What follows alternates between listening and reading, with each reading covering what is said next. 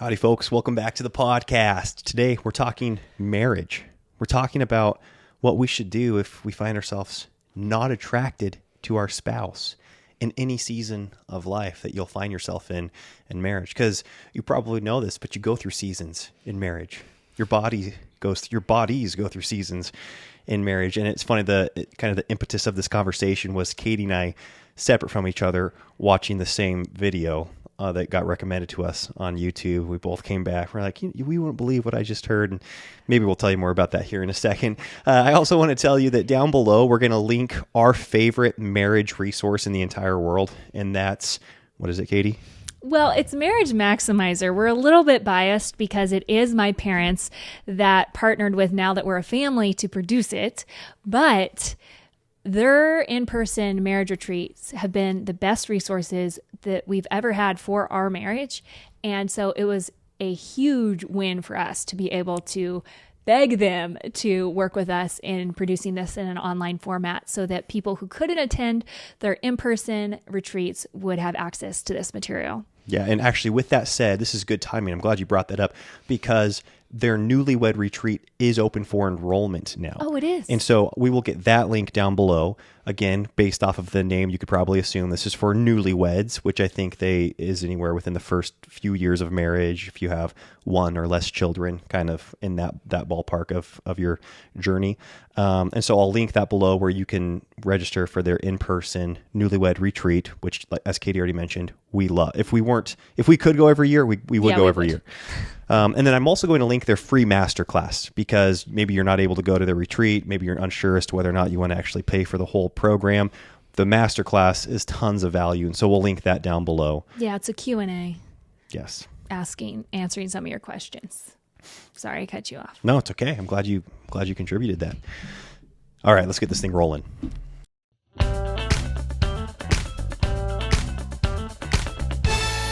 Now That We're a Family podcast. So like Elisha was saying, I watched this video. Elisha was gone over a couple days at a business coaching workshop. And so while he was gone, I was meal prepping after the kids went to bed, watched this video. It popped up in my feed called I'm Not Attracted to My Wife because of her weight gain.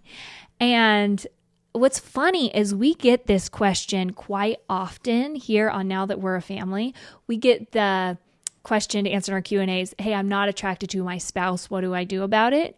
And so I was like, how does this get answered? I'm super curious about this. And then it was funny because a couple days later, Elisha got home and he was like, I got this. Well, what did you tell me?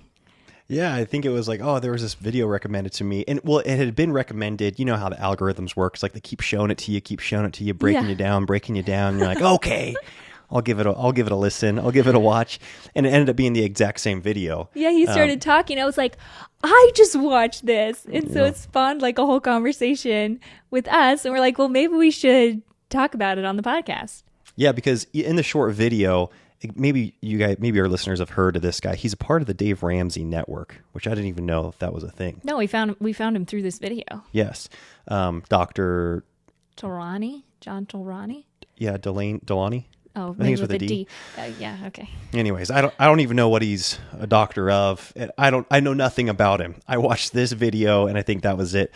But it was pretty interesting, not just to listen to this dilemma and then him talk about how this is such a common thing, and then to like read the comments in the video and have everybody share their experience that they've had regarding this subject in their own life, both from a man's perspective and from a woman's perspective, both from men saying, I'm not attracted to my wife anymore, women saying, I'm not attracted to my husband anymore, women saying, my husband's not attracted to me anymore, husband saying, my wife doesn't want to have sex with me anymore, she's not attracted to me anymore. Like hearing it from all the angles. It's a big discussion.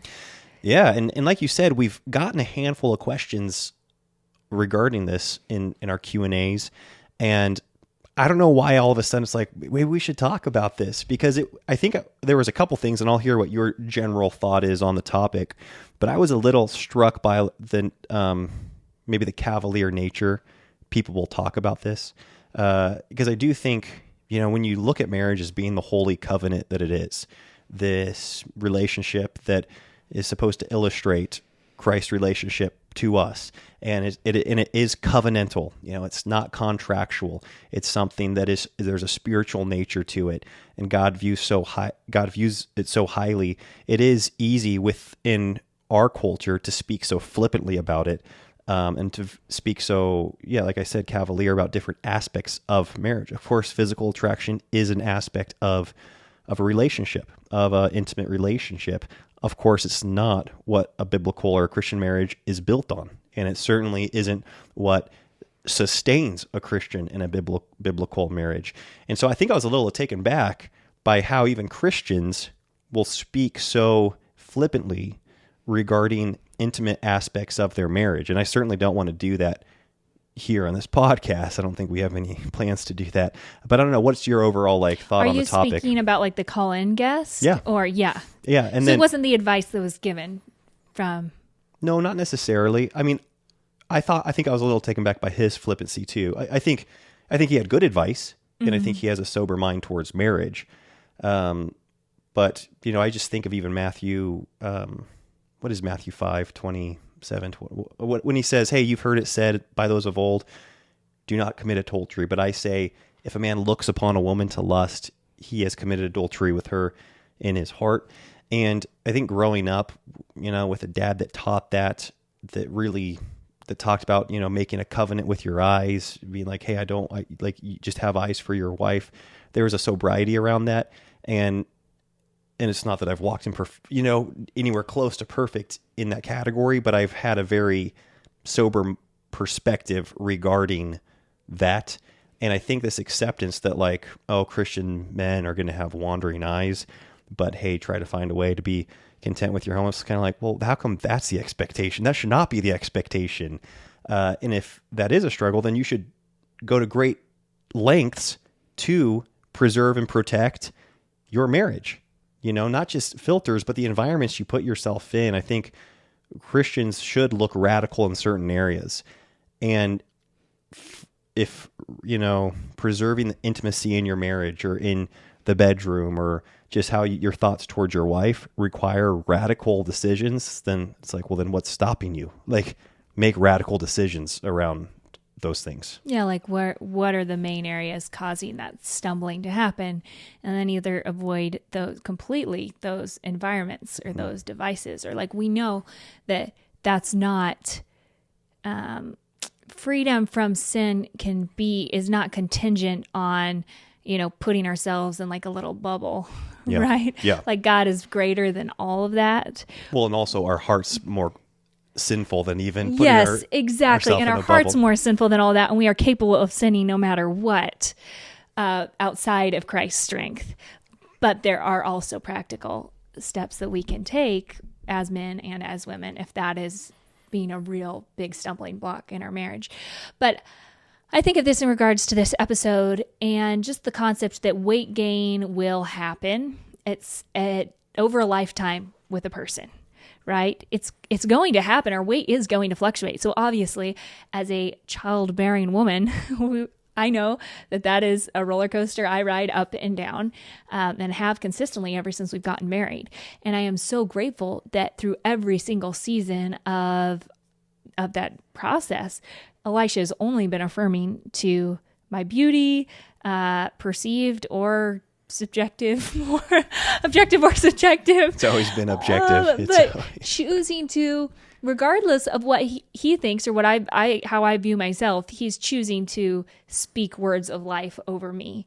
And that's just been an incredible blessing, even when I know that I'm not acting in a manner that is healthy, or acting in a manner that is taking my health as seriously as I should be taking it, for the sake of myself, for the sake of our marriage. And so I've been really, really grateful for that. But it happens with both spouses, I think. No doubt. And I'm married to Superman. No, but he does work out all the time. Is super consistent with all those things. Well, no, eating well, and that's not true. I've gone through valleys in my health, and I think this could look different. The weight gain, I think, is a very common one, I would say. Like you said, especially for childbearing women, that's just a part of the deal there. But then with men and women in general, that's just becoming more and more in America and in the West, a common theme is weight gain. So that's an easy thing to point to. But I think for different people, it might just be, lack of health, lack of energy, not treating their health seriously. And so that they don't have the vitality that they once have. They don't have the energy that they've once had. Because maybe I haven't done like the weight gain thing, but I've gone through unhealthy seasons where it reflected in my complexion and in my weight at times. And then also just in my overall energy, where I think you were really gracious during those seasons where it's like, yeah, I wasn't like the spunky, energetic guy that you married. But you encouraged me in my health. You encouraged me even in my appearance. And over time, that actually, the whole like speaking life into somebody can lead to them acting accordingly. Yeah, exactly. I think that's something that is really important because I feel like you've done that with me as well. And I think that something that is important to know is that usually our physical health is a outward reflection of what we're going through mentally, emotionally, spiritually. Because I think of any type of, weight gain or just unhealth, right? Not choosing the decisions that we know. We're surrounded by so much information about our health, and we just aren't making those decisions that we know are healthy for ourselves. So it's usually a outward reflection of what's going on inwardly to some extent. And so it can be really difficult if we're already struggling with depression or insecurity, or maybe we're on a medication that's causing us to gain weight or have unappealing symptoms that we're really frustrated by, or stress or pregnancy, or our motivation's just down. To have a spouse dogpile on that and be like, hey, and also, you are not attractive to me right now. Well, like that is just the ultimate blow. Yeah. And I've never experienced that, but I cannot imagine experiencing that, I guess, when I have been in all of those seasons at different times and to different levels. I just can't imagine having, not feeling like your spouse is on your team, but all of a sudden they are looking at you and you're the problem, and you already know you're the problem and you're struggling with that. Yeah, like you said, you consider all those variables and those factors, which... We are going to cut here in the show to tell you guys about Good Ranchers, which we know you guys are familiar with them, but we want to remind you that 85% of the meat you buy at the grocery store is imported. That was news to me. Even if it has the little like USDA sticker on it or whatever, we're importing our meat with less than quality standards. And so that's where Good Ranchers comes in, because they are 100% American raised beef, and it's delivered to your doorstep. So we're so thankful for that. It's hormone free, vaccine free, antibiotic free.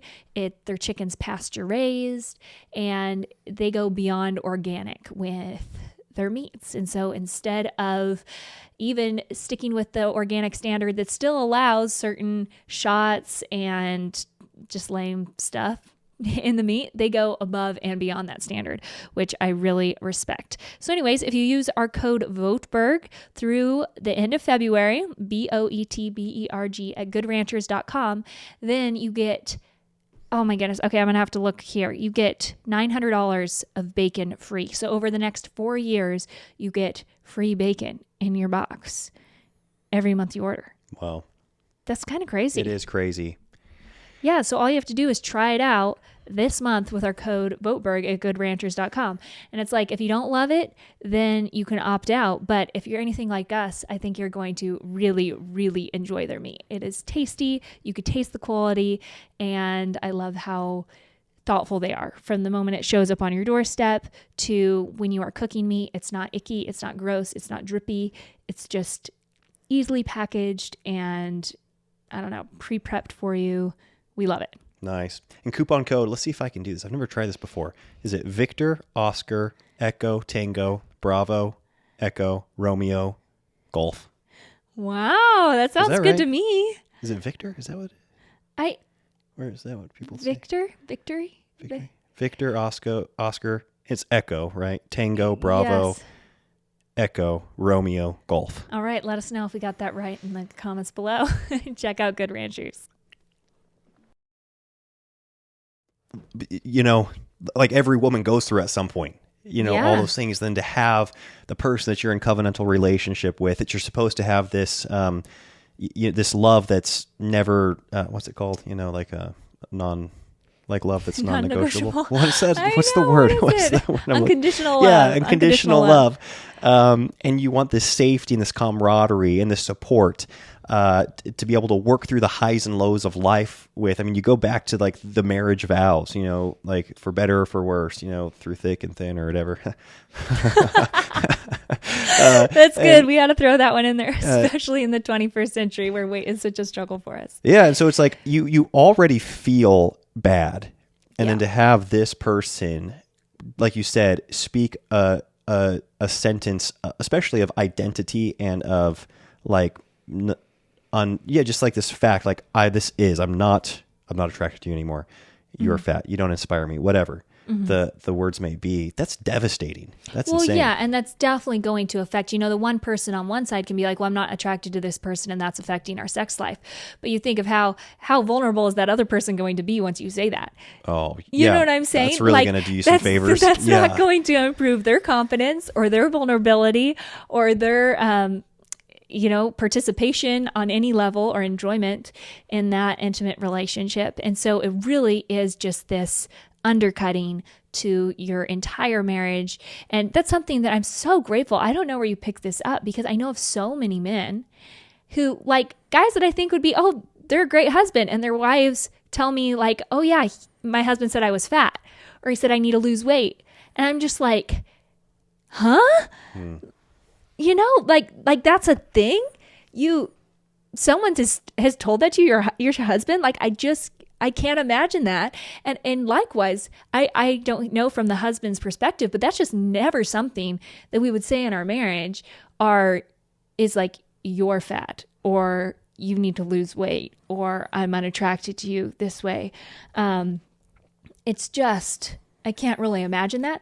We are going to get into in this episode how to have a conversation on the flip side, because I do think that a lot of couples find themselves in this little standoff situation where you don't see your spouse. We're going to get into it. Okay. If you aren't attracted to your spouse, I do want to talk about that a little bit too. Yeah.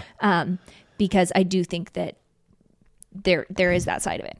Yeah. Cause I do think it's not, let's see. We're just talking this out in real time. Yeah. But if you can factually say I'm not attracted to my spouse, I'm not sexual. There's no sexual desire anymore. They've gained weight. Like I don't. Whatever. All the things that you could say are just factual.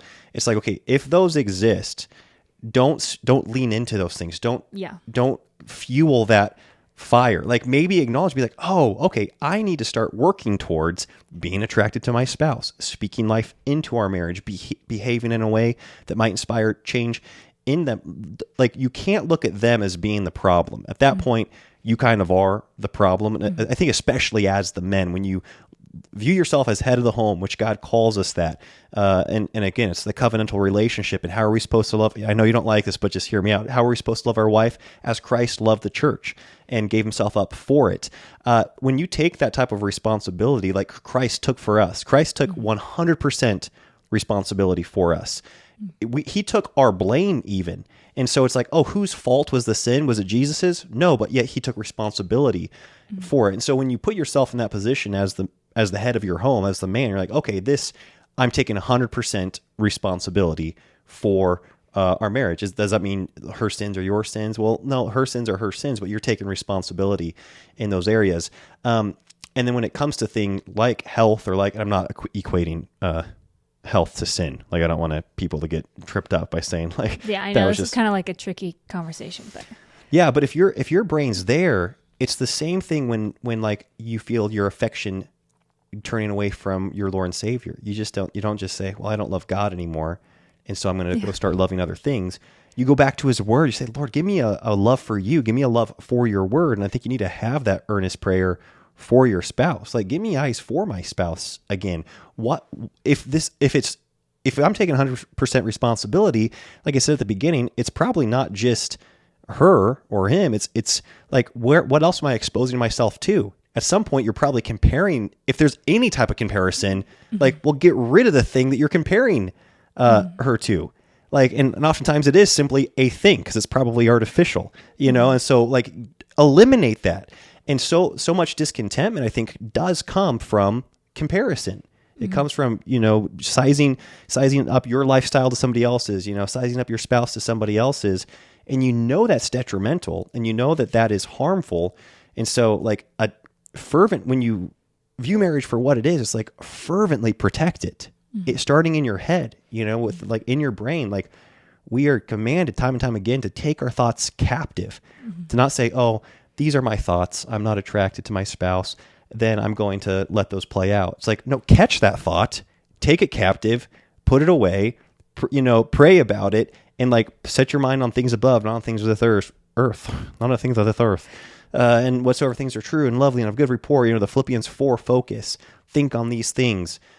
I really think you can apply that to how you view your spouse.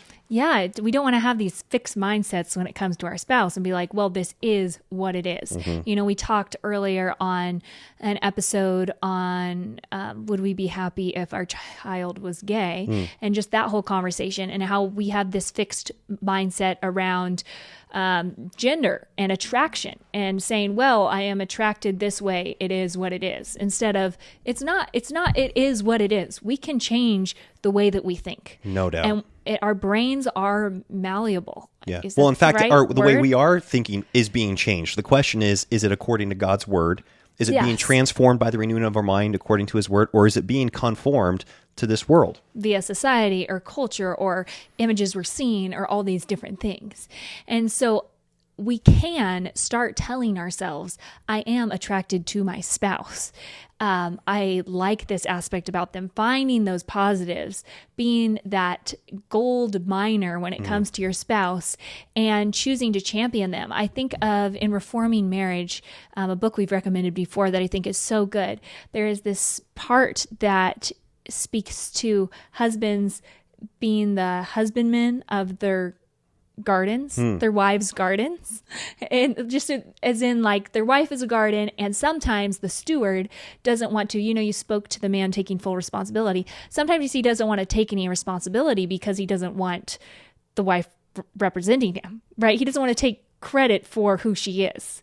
And so I think of when you view your wife, or you view your, I'm going to say wife from this perspective, from this point of view, because that's what the book was speaking to.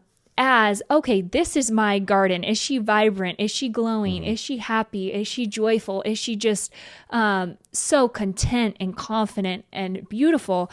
That really speaks back to who that husbandman of the garden is. Yeah. And so if there is this, a garden that you don't find attractive, maybe taking more ownership for it. And how do I love and cherish more and create this vibrancy there instead of just kind of poking at it with a stick?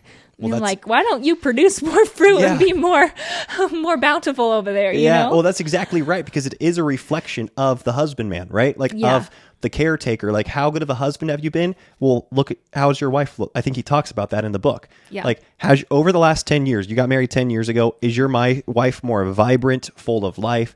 Is she abounding in the fruits of the Spirit? More, does she have life in her eyes? And I think people know the difference too of like a slim waist and and a curvy body versus like a vibrant wife, like a vibrant. Like there's a huge difference. And so somebody could be, 30 or 40 or whatever, pounds heavier than when you got married, but it's like, oh no, they are more full of life. They have been loved well. You just want to be around them. And the same goes for the woman that you see maybe in her 40s that looks like she's 15 years younger than she is, but everyone's just like walking 15 feet around. Yes. No one thinks, oh, that's a joyful, vibrant, fruitful woman. You think kind of like, I don't want what's there. Right. That's just as dead and dormant. Yes. If that makes sense. Even though maybe from an outside computer generated standpoint, it's got all the right proportions. Yeah. And it is a reflection of how well the husband's loved her. Yes. And how and the way he's loved her, not just as he loved her well. It's like, has he built her up in the attributes of God, or has he just built her up in the attributes of this world? And his value system been very, carnal and physical. And I think that is actually really interesting to think about when you think of, say, getting married at 25. And he says that in the book too. Isn't that so funny?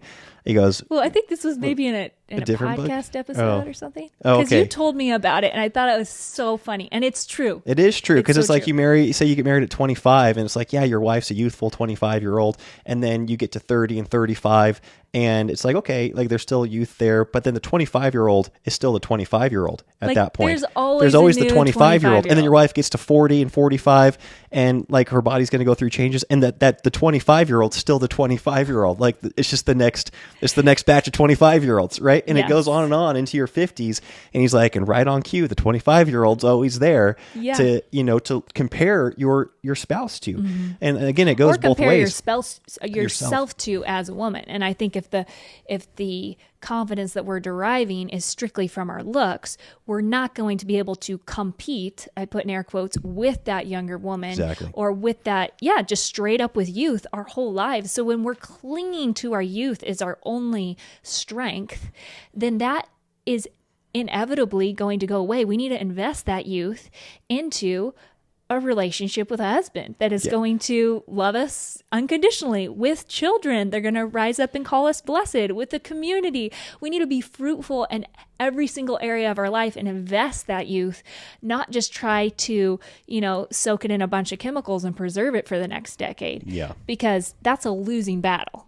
It is. You're not exactly. It's a losing battle. Whereas spending your youth on things of greater value, you just talk about investing into putting time into knowing the Lord, growing in the fruits of the Spirit, knowing Him more, knowing His Word more, growing in your marriage, your children. And then you get to 45, you get to 55, you get to the gray hairs, and you're like, wow, look at the fruit from all of this. And I think too, as a Christian man, speaking at it from a man's perspective, as a 25-year-old, as a 40-year-old, I would hope that I'm attracted to different things than as a 25-year-old. Like the attributes of a godly woman should become more and more appealing and alluring and inspiring to me as I grow in my faith. It's like if you're still motivated by the same things as you were when you're 25, when you're 35, or when you're 40, it's like you're wrong in that category.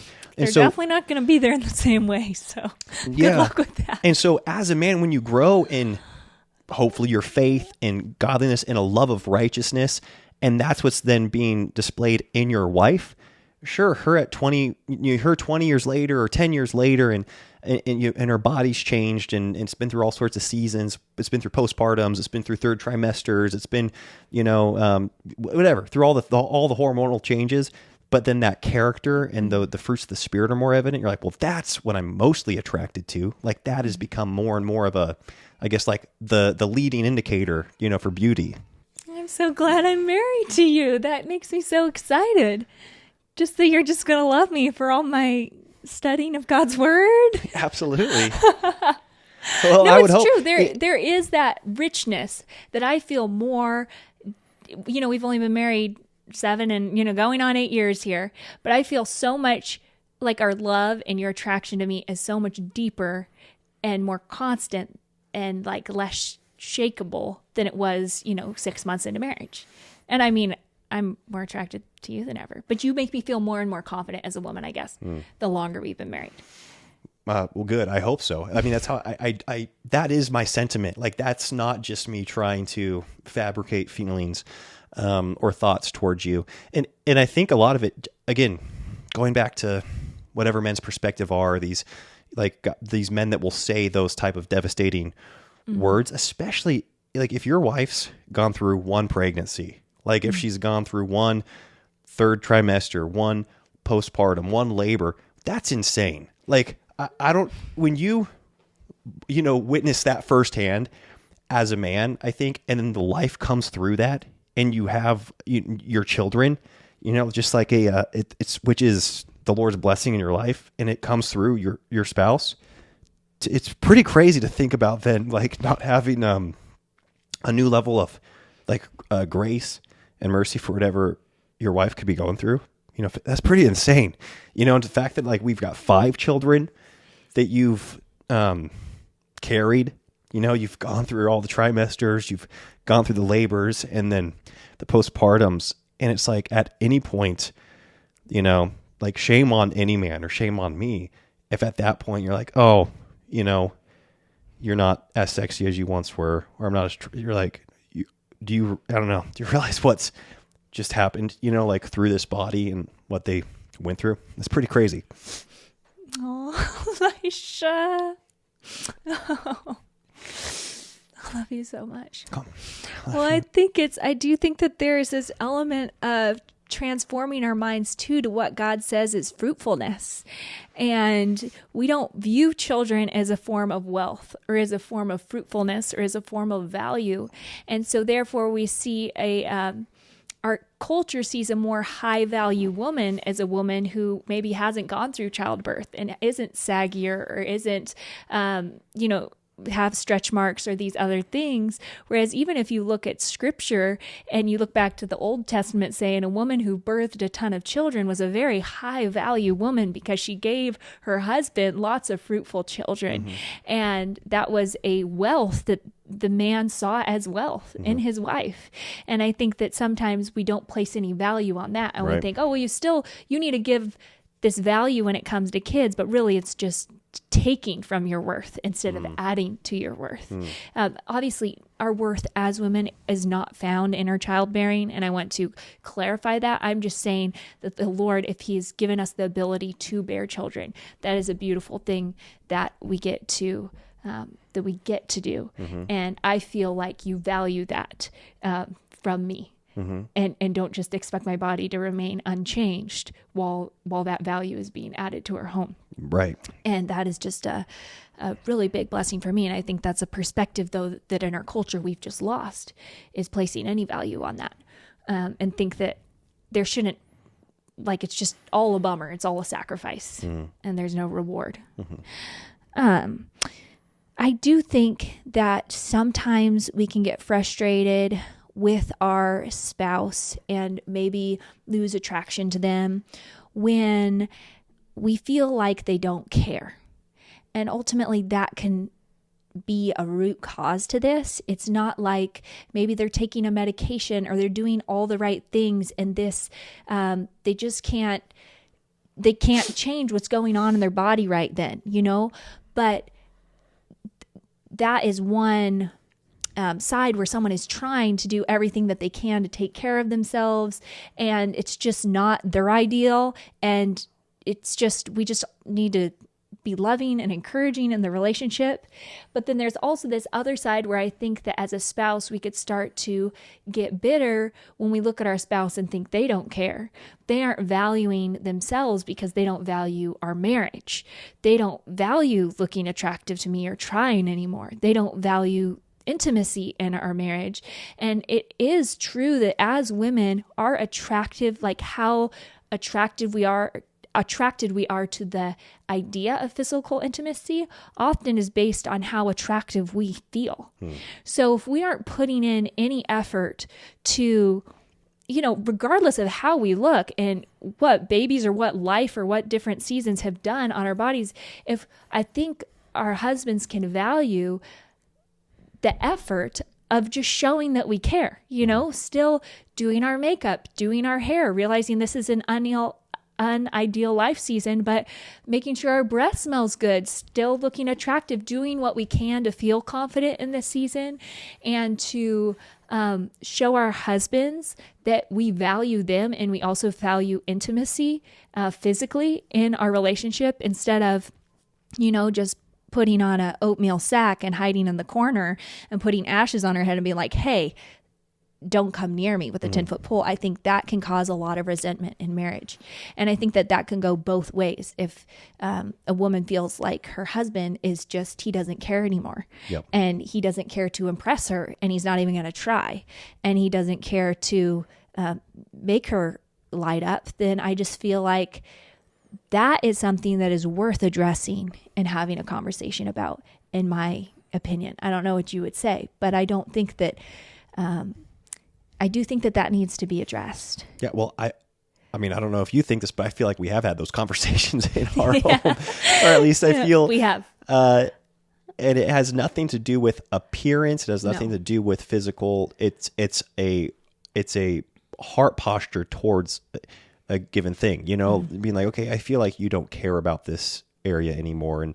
And it's crazy because I think the things you mentioned can go overlooked, but I think are powerful from a man's perspective. It's like, oh, my wife doesn't seem into me. She doesn't want to have sex. And it's like, well, like, are you wearing the same deodorant you wore when you were in 7th grade? Like, or are you wearing deodorant? Are you wearing deodorant? Yeah. Like, are you showering before you approach her? Like, are you passing gas when she's in the car with you? Like, are you passing gas in the bedroom? Like, are you combing have you gotten a new haircut? Like, have you upgraded your wardrobe? Like, do your stinky shoes, are they sitting next to the bed? All those brush things. Your teeth? Yeah, like, do you brush your teeth? How is your hygiene? Like, that's going to affect these very physical, basic things, regardless of how you look. Say so many words to your spouse in terms of, I care for you. Exactly. And when you go back, when we talked about when we were dating, when you're trying to win your spouse, you're extremely conscientious of those things. And we talk about the security and the comfort that can come with that covenantal relationship, with the love that's non-negotiable. What's that word? Why did I space on that? Unconditional. Like, oh my goodness, I'm so grateful. There's unconditional love in this marriage. And then it's like, so then what? You stop caring? You stop doing the things that won your spouse to you. You stop bringing them flowers. You stop writing them love notes. Like you said, you stop caring about basic hygiene, or, putting on a fragrance that you're like, hey, like this might kind of, get them in the mood. Then that's what you get. Like there's going to be a pretty predictable result from that type of behavior. Yeah. I guess if you're trying, there is unattractive things will happen through life, right? But are we showing that we don't care? Like, there will be times when I kiss Elisha and I have bad breath, right? But do I just not care, or am I, trying to brush my teeth before I know that there's a chance that will be happening? And so there are these things where I could, Elisha could just say like, oh, my wife had bad breath, I'm not attracted to her. Like those things will happen that are unattractive in the moment, right? Yes. But are we, you mentioned passing gas, these other things that are just like crude and not attractive. Are we doing our best to make sure those things do not happen if we can control them? No doubt. Does that make sense? We can only control what we can control, I guess is what I'm saying. But if we aren't controlling what we can control, then it's showing our spouse we don't care. And I think we need to be really careful on that point. And that's where it's interesting, because things in marriage, you can have tons of grace for each other, tons of, whatever, like there's a buffer like there. Long suffering. Yeah, long suffering. But then I think when you sense a lack of an attitude shift, where it's like, oh, they don't care anymore. Like it's not, it's like, sure, when there's a lot of meat on the bone, so to speak, them not making the bed or leaving their clothes on the floor or leaving the toothpaste out, all the cliches that people get upset about, those things can genuinely be a non-issue when like the love tank's full, when there's a lot of meat on the bone. But then when you realize there are going to be seasons where there's not a lot of meat on the bone, it's like, yeah, like you make an effort, like pick your clothes up, hang your shirts up, whatever, go through all the things. And I think if you sense your spouse, and this is what I was going to get to, because you've come to me and I've come to you in areas of our life. Okay. And I don't know which one you want to address. Maybe I'll address the time that I'll address how, like, when you came to me. Okay. Does that make sense? And this has happened, it's not like it happens all the time, but it was from you. It wasn't like, oh, you're lazy, I'm not attracted to you anymore. No. It was me communicating with my behavior that I didn't care that we were in bed at the same time every night. That I didn't care if I was not sleeping well, and then would therefore not get up at a reasonable hour. Because we've gone through all sorts of seasons where sleep's been hard. We have grace for one another. One of us gets up with the kids, the other one gets extra sleep. But then when you see your spouse like leaning into that, just being like, this just is what it is. I'm going to watch a movie through the night and then sleep in, or I'm just going to eat food all night long, which is what I was doing there for a season. You were like, okay, this is not okay. It wasn't that your attitude towards it is what's not okay. Is that how you would describe it? I mean, you've been, it sounds like super petty, I feel like, and sometimes I go back and forth on whether it even was, because you've been so consistent throughout our marriage to lead our family, lead yourself, work out, be on top of all these things, your hygiene, your dressing, all these things. And so it was a relatively really brief season. I think my threshold, because I'm used to Elisha being so on top of things, is whatever. way too low. My season of long suffering is about 6 hours. No, but it was a relatively short season. But like you said, there was just a shift in attitude. And so it started out maybe like a couple days, and it was like, okay, you were injured, or, there was something that kicked it off. And which oftentimes there is, which like you said. Usually there is. There's something that kicks it off, and you think, okay, I need to have grace for this season. And then it started to feel like, well, maybe this is the way it is. And like I said, looking back, I laugh because I'm like, I am the most pathetic wife ever, because it was not very long. But yeah, you took that. Obviously, it was a hard conversation to have, because it's not fun for either person. And I do think you need to be really gracious going into that conversation. Well, I think the reason it ended up being very fruitful. Well, no, because I think you didn't speak to my identity. You didn't say you're a lazy bum that's sleeping in. But you could have approached it with that type of attitude. It was like, hey, I get, because it was right. It was an injury that led to me having a hard time sleep, that led to me then being like, well, if I'm not going to sleep, I'll stay up. And then if I'm going to stay up, I'll eat junk food. If I'm going to eat junk food, I'll watch a movie. And then like just the whole series, right? And like you said, there's usually like a triggering event. And it was so empowering to be like, okay, you didn't tell me I need you to sleep at a normal rate again. It was like, hey, if we could just all be done eating after dinner, or it wasn't even that. It was like, I don't know if I said specifics. No, but you basically, I felt very empowered, because it was like, I can't remember what I said. It's okay if I'm having a hard time sleeping, but it means a lot to Katie when we go to bed at the same time. Like we can talk, we can catch up on the day. And if I need to lay in bed and read, or if I need to get up later, it's not a huge deal to her. Or if I can get up at this time, but if I need to take a nap later, that's a huge blessing. You really articulated ways where it's like, hey, you weren't telling me to just fix my problem. You're like, these are things that you can do that I think would be more encouraging to me. No? Yeah. I know it sounds kind of lame, but like it was a hard conversation, and you were so gracious in receiving it. And likewise, I was pregnant with Lawrence in February. Februarys tend to be hard for me.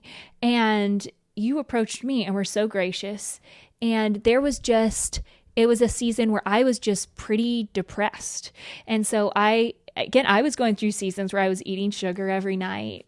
I was not working out every single day. I was complaining all the time about my back hurting, about not having, I wasn't very motivated at the thought of physical intimacy.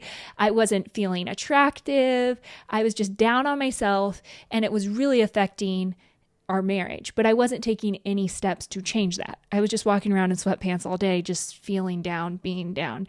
And I don't know, I can't speak to exactly what you said to me, but Elisha was so gracious and just saying, hey, he didn't address, the fact that I'd gained 20 pounds in a month, and here I am just a few weeks pregnant, because the weight gain really hadn't kicked in yet. It was just like, it didn't need to kick in, if that made sense. It was my lifestyle choices that were making the weight gain happen and stuff like that. He didn't address any of that. You didn't say you weren't attracted to me, but you did say, hey, the decisions I see you making, I don't see benefiting you in the long term. And I don't see them bringing a lot of vibrancy or health to you or to our marriage.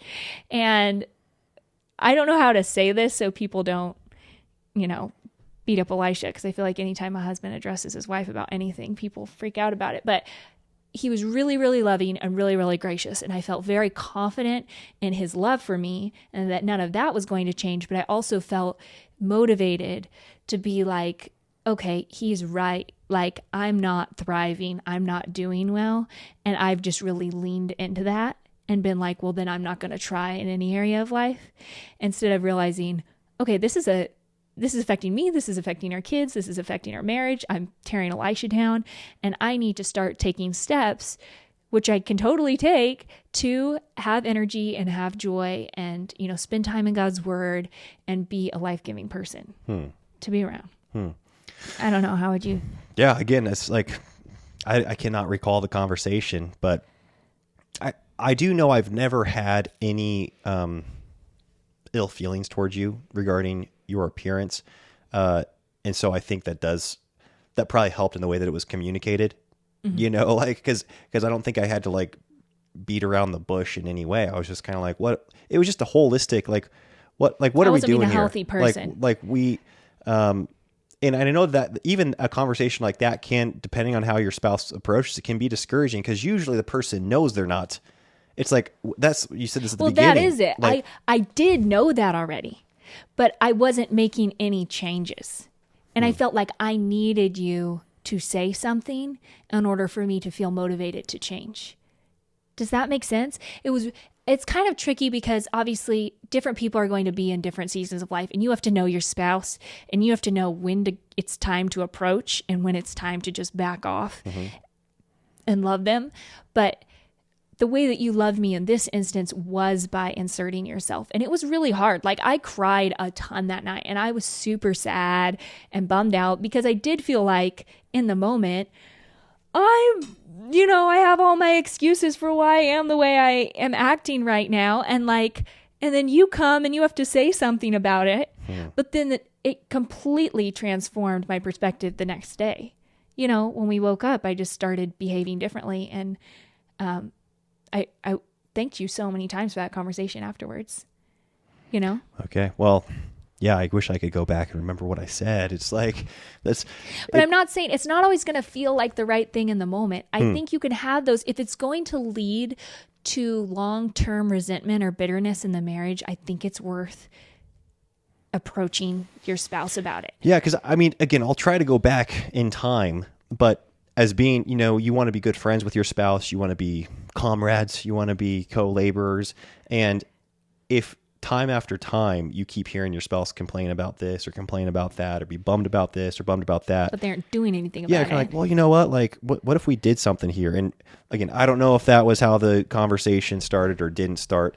But I think that's happened in our marriage and you've done the same thing for me. It's like you keep saying this, that, and the other. You want to get back into a good family evening routine. And then this happened, honestly, kind of recently within the last few months of me bringing work home, working on my computer in the living room and doing it night after night after night. And then getting to the dinner table and being like, I just wish we could have our family evenings back. And it's like, I say that for a couple weeks in a row. And you're like, well, this is very self-imposed, right? Like you keep bringing work into the living room. We want to keep our living room to be a space that's freed from that, that's life-giving. And you kind of pointed those obvious things out. I was like, oh yeah, you're right. And it kind of stunk because I wanted to get defensive. And I'm like, well, do you know all that's going on in work right now? I got there's these deadlines, there's these things we got to do here. And, but at the same time, I was complaining about it, and you're kind of like, well, which one's it going to be, Like, yeah, I mean, in this instance, I was complaining about not working out, like for weeks and weeks and weeks. Oh, I feel terrible about myself. I haven't worked out. I feel terrible about myself. I haven't worked out. And you're like, Katie, like, if you're going to keep feeling terrible about yourself not working out, you just need to work out. Like, when's a good time for you to do that? Yeah. How can I help you do that? But you need to stop complaining about it if you aren't going to do anything. Yeah. And obviously the way we want to go into these kinds of conversations is mentally being on our spouse's side. I think until we can get our mind on our spouse's team and we aren't going in to fix them, but we're coming alongside them to genuinely help them out, then I don't think we're in the right spot to have the conversation because that will come out. Yes. And so I think in both these instances, it was starting to create tension in our marriage, how I was acting, how Elisha was acting.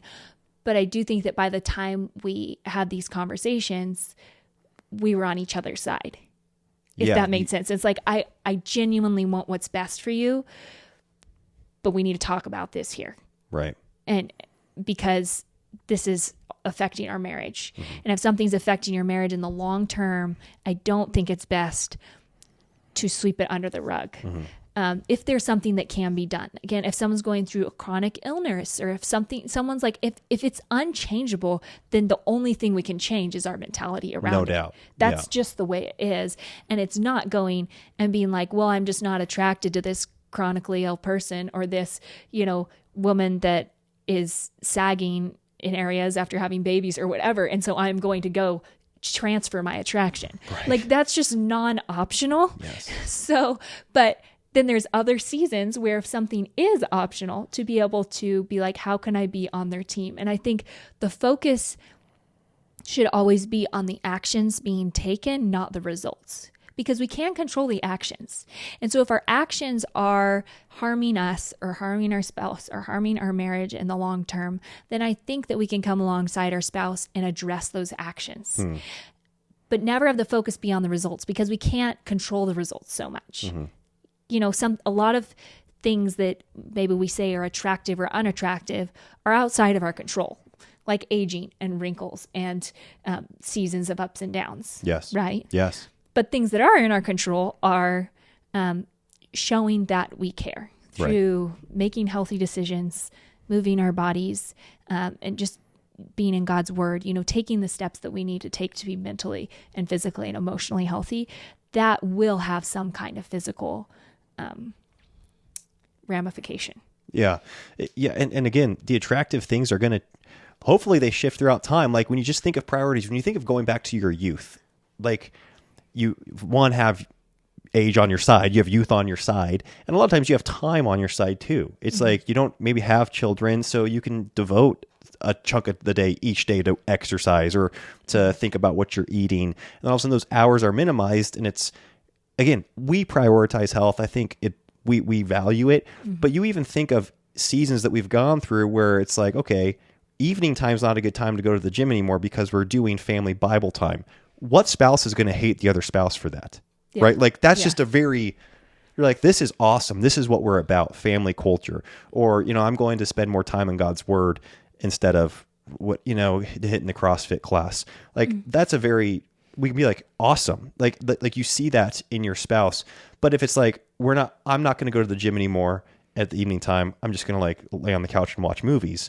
It's like, well, that's not it. Again, it's not the results so much. It's the action. Yes. It's the action and what. And that can be the part that's very frustrating for another spouse. Yes. I guess. Even with, if you're not results based, but the actions are just frustrating you because you don't feel like your spouse, again, it goes back to that caring. Yeah. You just don't feel like they care. Well, and on that topic, it is pretty funny, even when I mentioned going to the gym.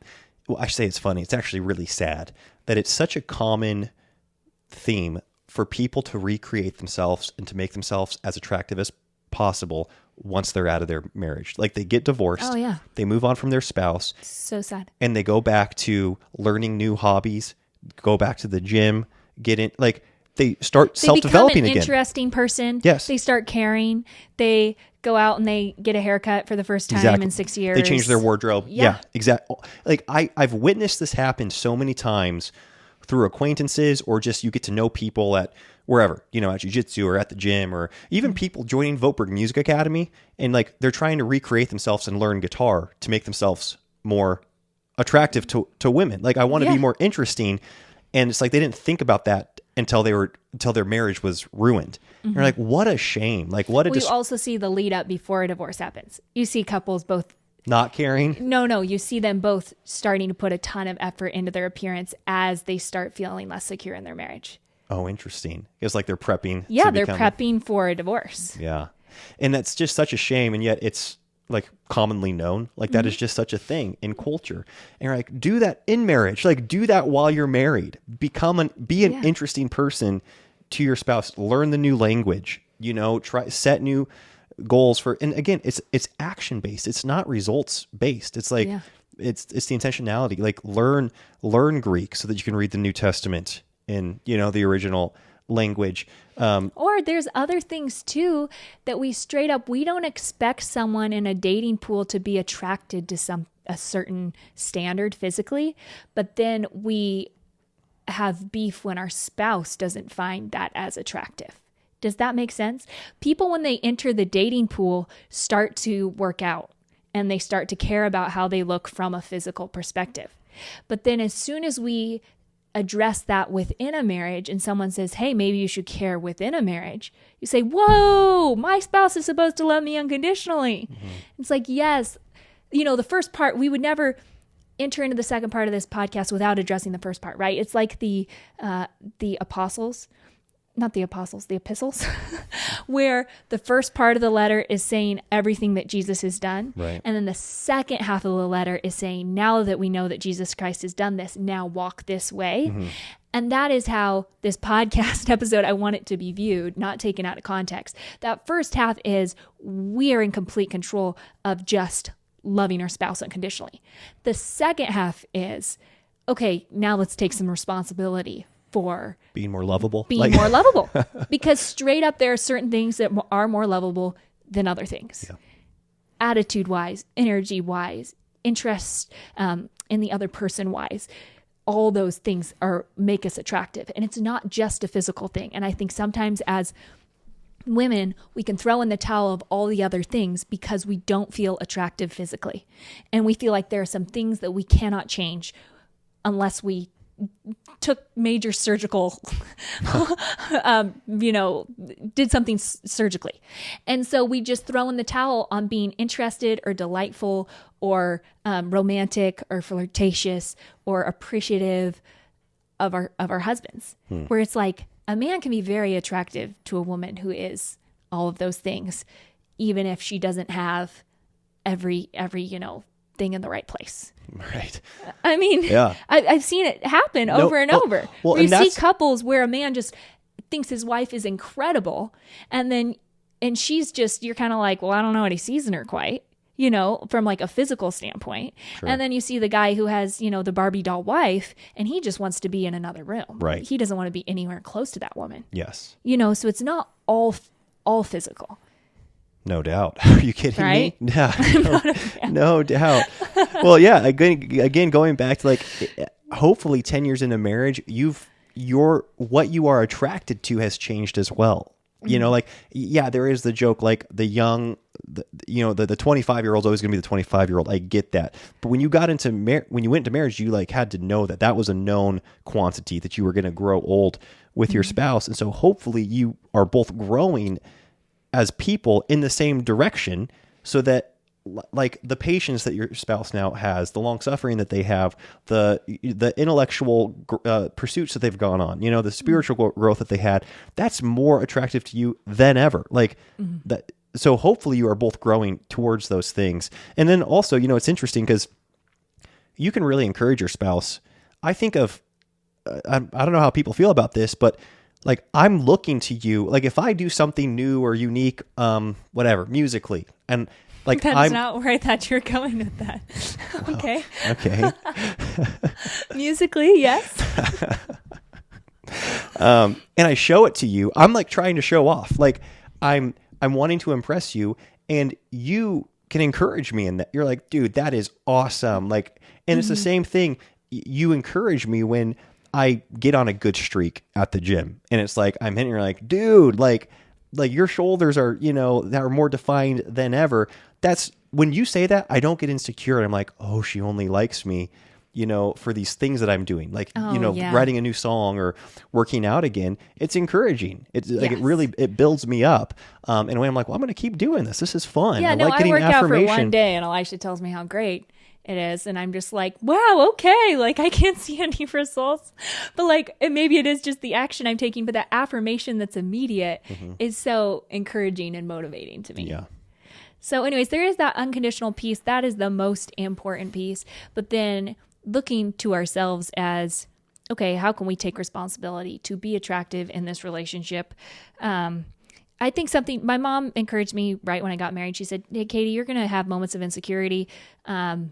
Don't point out your weaknesses to your husband. And I haven't been perfect on this, but there is an element of, we don't need to, sometimes as women, when we're insecure about a certain aspect of our bodies, we just talk about it all the time.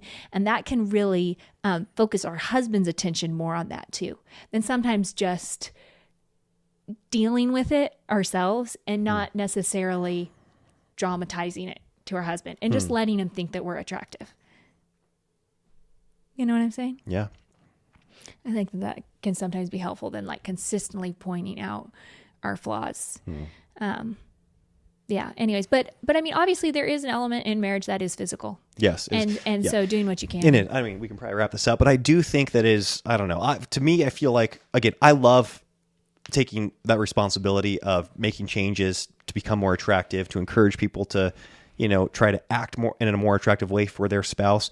But I think, like you said, you got to go way upstream to just like the theology of marriage, the doctrine of it, to what this institution is. And you even go to like the standard of beauty. It's like, I'm not attracted to you anymore. Like beauty is on this, it's like, and that's how people talk about it. They talk about it like love, right? Like it's just kind of the wind. If it finds you, then it finds you. And if you're attracted to this person, then they are the one, but then that changes. And so then somebody else is the one, and that changes. And we know that like, that's poppycock, right there. It's foolishness. It's like, no, once you're in that covenant, this is the person you're going to be attracted to, that you are going to love. And so lean into that, like train your mind. And when you think of the scale of like being attracted, like what is the standard? Like what, that's always changing. Yeah. Like, and so if you are exposing yourself, not even, because we know that directly looking at pornography for the sake of lust, it's like, okay, well, that's terrible. And that's just going to bring death to your marriage. Like for any sake. Yeah, exactly. Yeah, for research. The way you clarified it there, it's like there's actually no caveat to that. Yeah, you're right. Yeah. Yeah. So looking at pornography is, you're like, that's just going to bring death to your marriage on every level. And so that's, if you're not attracted to your spouse anymore and you've been looking at porn, you're kind of like, well, like you're not going to be attracted to any, like that's just not going to work. Like that's never going to work. So get rid of that. But then maybe if you just in your brain, like are attracted to attributes in general that aren't your spouse, it's like, stop thinking about telling yourself that. Yeah, exactly. Stop. Like, okay, I'm not going to look at pornography, but I do know I like this better. You're like, well, no, don't say that to yourself. Don't repeat that to yourself. Because this is who the Lord has for you, and lean into that. I don't know. Yeah. That's good. That's good. See, I don't have to deal with any of this stuff, but I'm just attracted to you. Same. Just on an objective level. All right. Well, we can probably wrap. Did you have anything else you want to say before we wrap it up? Well, okay. Maybe just to put this in perspective, there is always going to be a woman more attractive than you. And so we just need to embrace that concept. I think sometimes I can believe the lie, and I think the devil wants us to believe the lie, that if we were perfect, then we would be like the most attractive woman in the world, and our husbands would never be attracted to another woman or something like that. Or like there will always be someone more successful and more together and more attractive than our husband as well, from a maybe objective standpoint. Like who is to say? Yeah, like taller, like bluer eyes, or like better hair. Yeah, like whatever. Yeah. And so from a husband's perspective and a wife's perspective, it's just like we have to be attracted to the person that is in front of us, that is our spouse. Exactly. That's who the Lord's given us to be attracted to. It's not on this comparison level across the board. And also, we aren't going to be perfect either. So we just need to stop being so insecure about how we look, take the best actions, and just be attractive in our marriages. Instead of, because there will always be a woman that could make us insecure. Yes. And likewise for men. That's like from both, like you said, from both perspectives. You could have like the hottest wife in the world, and there will always be another sexier woman out there. Yeah, she's not going to be the hottest wife in the world. Like, yeah. Exactly. Yeah, that makes sense. And it's the same. Yeah, so how you view your wife, being like, okay, like I could always go find somebody in some way that's more attractive physically. And then also there's always going to be a guy that's got, attributes that I don't have, that are more attractive. And so it's a silly thing to think you could become that, like in an objective way. Think your spouse could become that either. Yes, exactly. We just have to look straight across from each other and be like, I am going to be attracted to you. Yes. And I want you to be attracted to me. So let's just work on that. As a team. As a team. Yeah. And just really fall in love with each other. Yes. And I think that's why it's like bedroom talk, marriage intimacy talk, that really needs to be between the husband and it's like when you see the articles on the magazines at the checkout aisle, like how to make this guy go crazy this way and how to make this girl go crazy that way. You're like, that's irrelevant to our marriage. Yes. It's like, you need to know your spouse and what do they want? What do they prefer? And it's just between you guys and nobody else, Yeah. That's the beauty of marriage, is that we get to share that intimacy that no one else gets to have, even when there are beautiful people all over the world. Yes. And, praise the Lord. He created a lot of beautiful people. And Yes. that's just what, that's irrelevant to our marriage. Yes. Amen. Well, we'll wrap it up, folks. Thank you all so much for listening. If you enjoyed this episode, maybe share it with someone. Share it to your family text thread if you have one of those. You can share it there or to any social media platform you might have.